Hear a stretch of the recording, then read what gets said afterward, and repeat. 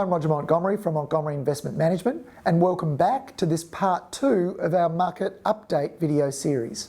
The current boom in equities is not broad-based.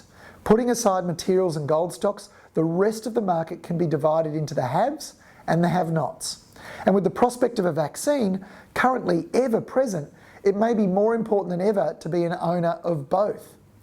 Now, the haves are the beneficiaries of the stay-at-home restrictions.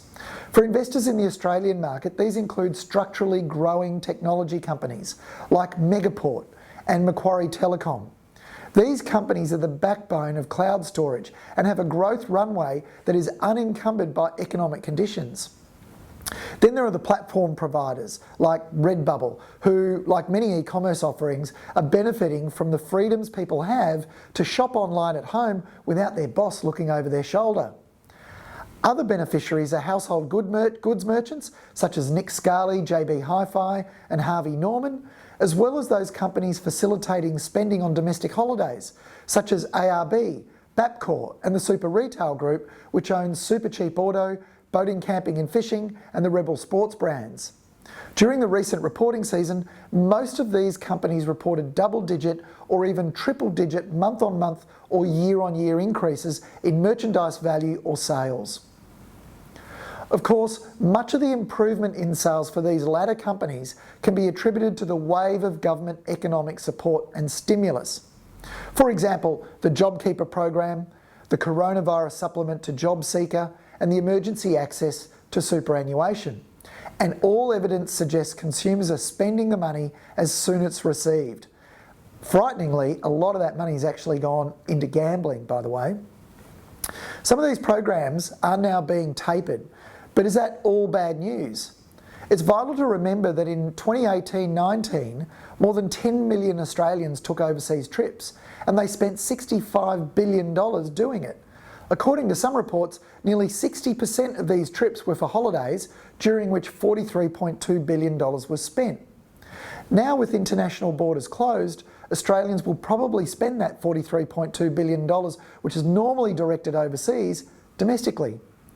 In other words, the size of wallet available to spend domestically has increased. And given the wave of bankruptcies in the retail sector, that money will be spent among a smaller group of competitors.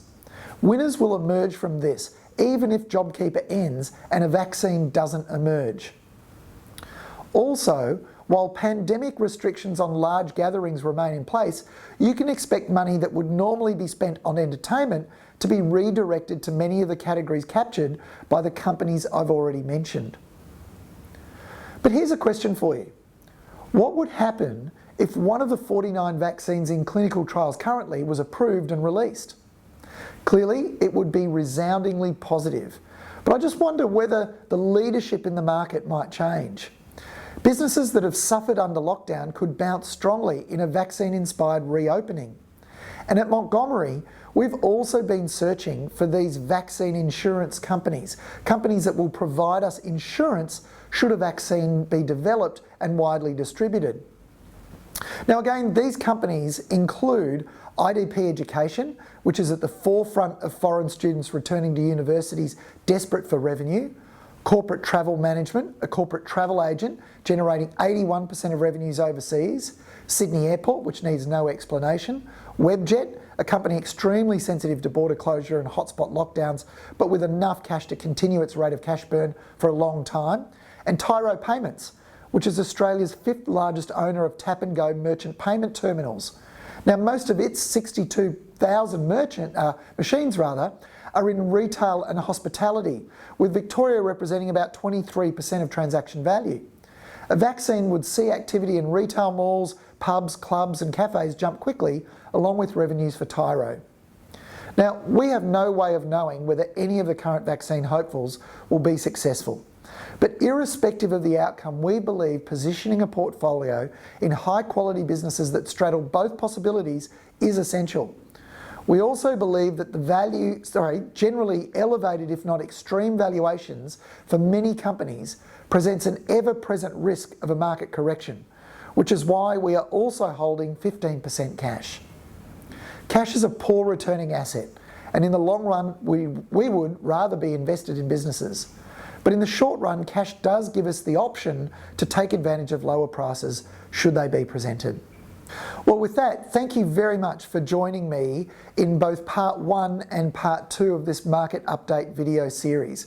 I'm looking forward to hearing your feedback about the topics you'd like for us to cover next time. And with that, have a great day and be sure to continue to follow us on Facebook and Twitter.